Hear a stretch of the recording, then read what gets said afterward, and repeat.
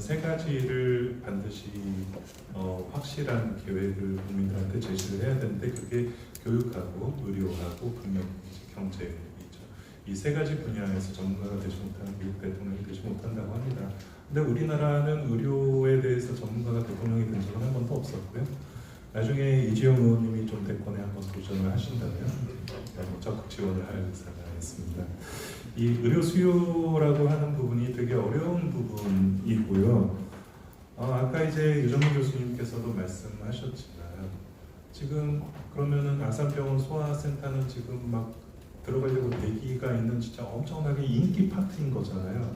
근데 결국은 적자가 심하다는 얘기지 않습니까? 하고자 하는 사람들도 없고, 아니 그렇게 장사가 잘 되면 그 파트를 들려야죠. 그럼 거꾸로 얘기해서 나라에서 연간 100억씩 주면 그럼 보내는 환자 모두 다 받겠냐라는 질문을 해봐야죠. 응급실 뺑뺑이 마찬가지입니다. 해결책이 진짜 단순해요. 보내는 환자 묻지도 따지지도 않고 받아줄 병원이 하나씩만 있으면 됩니다. 지역마다. 그러면 응급실 뺑뺑이 빵 프로 돼요. 우리나라. 얼마나 간단합니까? 그 병원을 운영하는 건 나라가 하면 되죠. 지금처럼 1조씩 이상한 데다 쓰지 말고 그런 데다 한번 투자를 해보십시오. 응급실 뺑뺑이 다 사라집니다. 119 갈 데 없을 때 무조건 그 병원 가면 되잖아요. 그리고 그 병원에서 최종 치료까지 다 해줄 인력을 확보를 해놓고 있으면 되지 않습니까?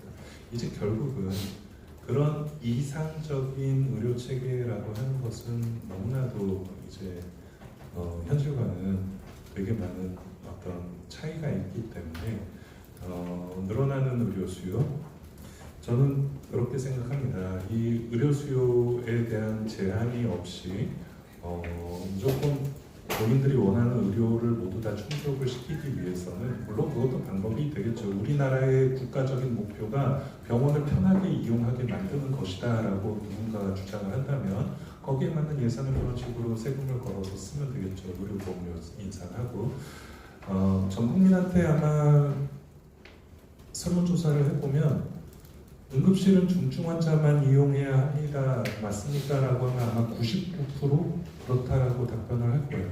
응급실은 중증 환자만 이용하는 게 당연하죠? 라고 답변을 할 겁니다. 그러나 단 하나의 예외가 있어요. 뭐가 있죠? 나 빼고. 내가 아플 때 편하게 이용해야 돼요. 남들은 중증 환자만 이용해. 경증인데 응급실 가는 건 나쁜 짓이야. 다 동의하지만 내가 불편할 땐 이용할 수 있어야 돼요. 이게 이제 대다수의 마음입니다. 그렇기 때문에 장벽이 필요한 것이고요. 그렇기 때문에 그런 어떤 이용의 일정 부분의 제한이 분명히 필요한 것입니다. 그것을 사회적으로 달성할지 아니면은 어떤 강제력을 동원한 어떤 적극적인 방법으로 억제를 할지에 대해서는 더 사회적인 합의가 필요할 것이라고 생각합니다.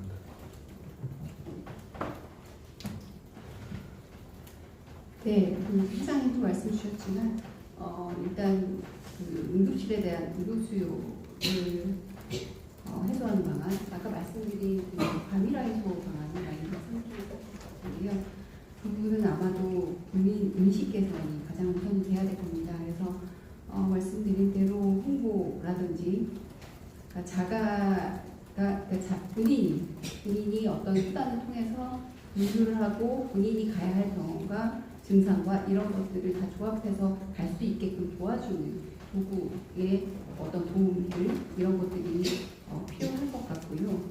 아까 발제자님께서도 말씀 주셨지만 본인 부담에 대한 부분, 그러니까 이용 제한에 대한 부분에 대해서 얘기한다면 아마도 홍보나 또 유예기간 같은 것들을 충분히 두고 추진되어야 되지 않을까라고 생각이 듭니다.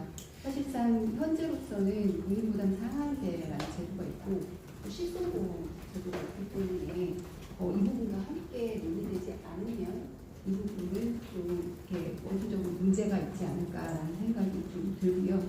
아까 발제자님 말씀하셨지만 일본 사례에 벌금을 주는 그런 제도도 있는데 그런 것들도 사회적 공유를 통해서 얘기해 본다고 생각을 합니다. 그리고 재정 말씀 주셨는데 저분은 아마도 보험 정책과 과장님께서 말씀을 해주셔야 될 것 같은데 원론적으로 좀 말씀을 드리면